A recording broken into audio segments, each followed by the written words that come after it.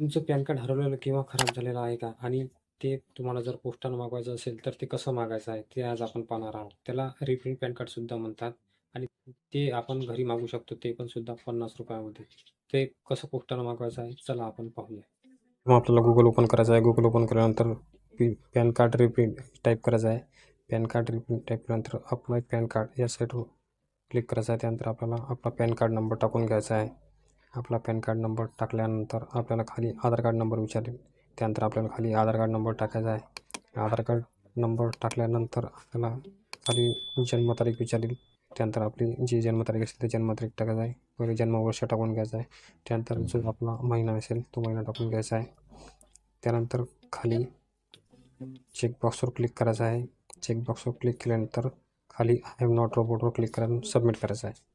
त्यानंतर आपली समोर आपली माहिती दाखवली जाईल. त्यानंतर आपल्याला मोबाईल नंबर ऑप्शनवर क्लिक करायचा आहे. त्यानंतर जनरेट OTPवर क्लिक करायचं आहे.